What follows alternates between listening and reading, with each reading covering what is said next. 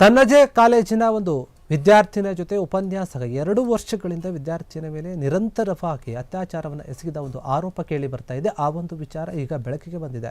ಬೆಳಗಾವಿ ಖಾಸಗಿ ಡಿಗ್ರಿ ಕಾಲೇಜಿನಲ್ಲಿ ಉಪನ್ಯಾಸಕನಾಗಿ ಕೆಲಸ ಮಾಡ್ತಿದ್ದಂತಹ ವ್ಯಕ್ತಿ ಈಗ ಆ ವಿದ್ಯಾರ್ಥಿನ ಜೊತೆ ಅತ್ಯಾಚಾರವನ್ನು ಎಸಗಿದ್ದಾನೆ ಅಂತ ಆರೋಪ ಮತ್ತು ಆಕೆಗೆ ಅದರ ಜೊತೆಗೆ ಜೀವ ಬೆದರಿಕೆಯನ್ನು ಕೂಡ ವಿದ್ಯಾರ್ಥಿನಿಗೆ ಹಾಕಿದ್ದಾನೆ ಎನ್ನುವಂತಹ ಒಂದು ವಿಚಾರ ಕೇಳಿ ಬರ್ತಾ ಇದೆ. ನಿರಂತರವಾಗಿ ಆಕೆ ಮೇಲೆ ಕೃತ್ಯವನ್ನು ಎಸಗಿದ್ದಾನೆ ಈ ಒಂದು ಉಪನ್ಯಾಸಕ ಎನ್ನುವಂತಹ ವ್ಯಕ್ತಿ ಎನ್ನುವಂತ ಹೇಳಲಾಗ್ತಾ ಇದೆ. ಬೆಳಗಾವಿ ತಾಲೂಕಿನ ಬಸವನ ಕುಡಚಿ ನಿವಾಸಿಯಾಗಿರುವಂತಹ ನಾಗೇಶ್ವರ ಏನಿದ್ದಾನೆ, ನಾಗೇಶ್ವರ ಡೇಮಿನಕೊಪ್ಪ ಎನ್ನುವಂತಹ ವ್ಯಕ್ತಿ ಈ ಒಂದು ಕೃತ್ಯವನ್ನು ಎಸಗಿರುವಂಥದ್ದು ಈಗ ಗೊತ್ತಾಗಿದೆ.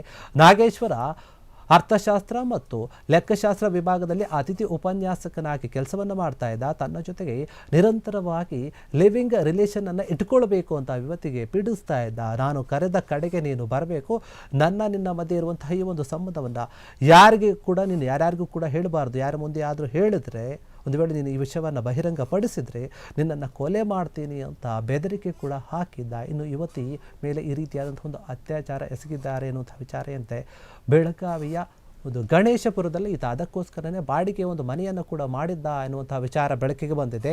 ಬಾಡಿಗೆ ಮನೆಯಲ್ಲಿಯೇ ವಿದ್ಯಾರ್ಥಿನಿಯ ಮೇಲೆ ನಿರಂತರವಾಗಿ 2 ವರ್ಷಗಳಿಂದ ಈತ ನಿರಂತರವಾಗಿ ಅತ್ಯಾಚಾರವನ್ನು ಮಾಡ್ತಾ ಇದ್ದ ಅನ್ನುವಂತಹ ವಿಚಾರ ಬೆಳಕಿಗೆ ಬಂದಿದೆ. ನಾಗೇಶ್ವರನ ಜೊತೆಗೆ ರೂಮ್ಗೆ ಹುಡುಗಿ ಹೋಗ್ತಾ ಇರುವಂಥದ್ದನ್ನು ಆಕೆಯ ಒಂದು ಸ್ನೇಹಿತರು ಕೂಡ ನೋಡಿದ್ದಾರೆ. ನೋಡಿ ವಿಷಯವನ್ನು ಅವರ ಪೋಷಕರಿಗೆ ತಕ್ಷಣವೇ ತಿಳಿಸಿದ ನಂತರ ಪೋಷಕರು ಕೇಳಿದಾಗ ಯುವತಿ ಇವೆಲ್ಲ ವಿಚಾರವನ್ನು ಬಾಯಿ ಬಿಟ್ಟಿದ್ದಾಳೆ ಸಂತ್ರಸ್ತೆ.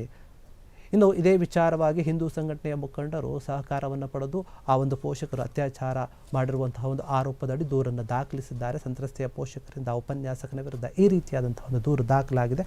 ಪ್ರಕರಣಕ್ಕೆ ಸಂಬಂಧಪಟ್ಟಂತೆ ಪೊಲೀಸರು ಕೂಡ ತನಿಖೆಯನ್ನು ಮಾಡ್ತಾ ಇದ್ದಾರೆ. ಉಪನ್ಯಾಸಕರನ್ನು ಈಗಾಗಲೇ ವಶಪಡಿಸಿಕೊಂಡು ಜೈಲಿಗೆ ಕಳಿಸಿದ್ದಾರೆ ಅಂತ ಹೇಳಲಾಗ್ತಾ ಇದೆ. ಈ ಪ್ರಕರಣ ಕೂಡ ಈಗ ಕ್ಯಾಂಪ್ ನಗರ ಪೊಲೀಸ್ ಠಾಣಾ ವ್ಯಾಪ್ತಿಯಲ್ಲಿ ಪ್ರಕರಣ ದಾಖಲಾಗಿದೆ.